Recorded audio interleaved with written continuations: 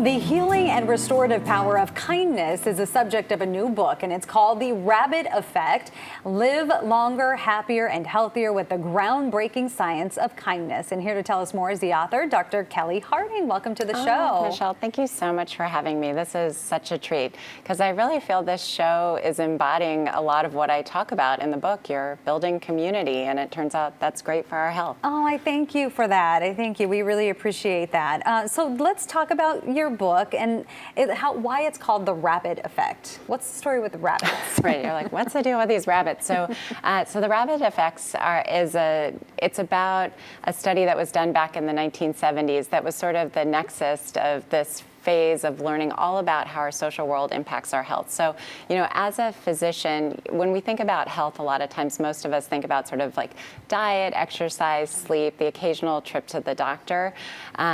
And as a physician, I was absolutely surprised to find out that it turns out the major determinant of our health is our social world and our relationships and our connections to our community. So the story comes from that. Okay, so there are these hidden factors of health. Yes. And then how do you see that play out in patients?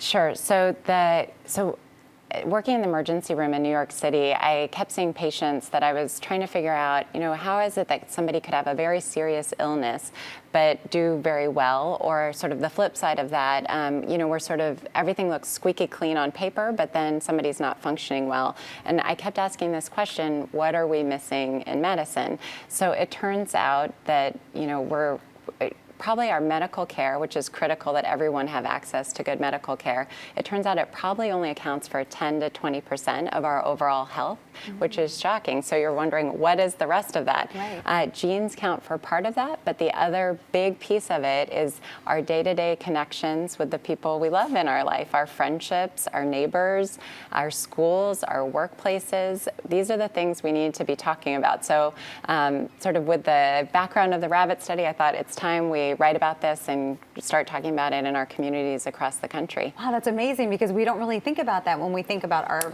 physical health. So something like loneliness can really affect our health. Absolutely. So it turns out that loneliness, and I'm so glad you brought that up, Michelle, it turns out that loneliness is as significant a risk factor for poor health outcomes as, smoking 15 cigarettes a day, heavy alcohol use, even high blood pressure. But, it's funny because oftentimes in our doctor's offices, we're asking about, do you smoke, do you drink? But are they asking, have you called a good friend this week? Mm-hmm. When you're down, do you have somebody you can reach out to?